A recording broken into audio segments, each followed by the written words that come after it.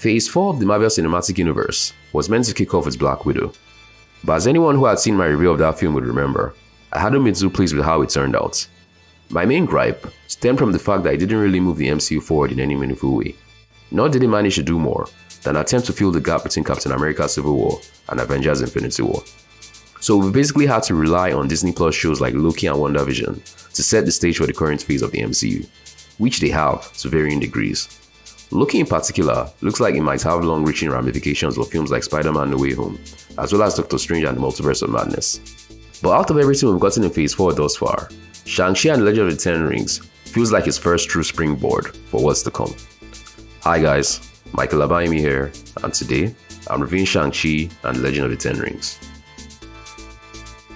Set in the post-Blip portion of the MCU timeline, the film stars Simu Liu as Shang-Chi, a trained warrior who has long since turned his back on his family and their ways.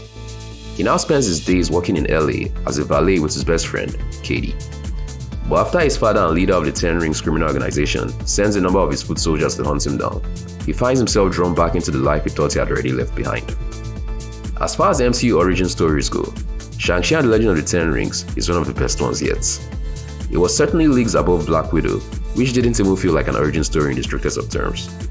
This one introduces his title character and his particular corner of the MCU without feeling like it was merely treading the same ground that past MCU origin stories had, most of which is due to his talented cast and the chemistry between them.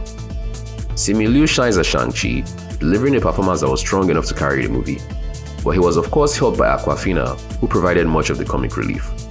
It was easy to buy into their friendship because both actors managed to make it look so pure and effortless. Anthony Leung plays what is now another top-tier MCU villain in the form of Wenwu, aka the real Mandarin. There were several nods to the earlier iteration of the character throughout the film, none of which I would spoil here. But by far the biggest facet of the movie that I enjoyed was the fight choreography. The movie boasts some of the best action scenes in the MCU, borrowing heavily from Chinese cinema to create some truly jaw-dropping wild stunts that immediately called to mind films like Hero and Crouching Tiger, Hidden Dragon. Fans of such films, and Chinese mythology in general, would definitely have plenty to ogle at, especially since it fully embraces their more fantastical side, unlike the recent Mulan live-action adaptation. This is incidentally the one area of the film that I found didn't always live up to that same high quality. I am of course talking about the special effects, which were definitely special and spectacularly so, for the most part. Some of it was convincing enough, while others were borderline cartoonish. This was especially true during the climax, where these films typically tend to get CGI heavy. But all of that is par for the course, so it shouldn't really work to pull you out of the experience that much. Shang-Chi and the Legend of the Ten Rings is proof that Kevin Feige and his team of writers still have a few tricks up their sleeves. They've crafted a world that feels just as integral to the overall MCU as everything that came before it. That they've done that while telling a story that was both heartwarming and awe-inspiring bodes well for the future of the franchise. And if this is any indication of what we can expect from these movies post-Avengers Endgame, then fans still have a lot to look forward to. I'll give the film a 9 out of 10.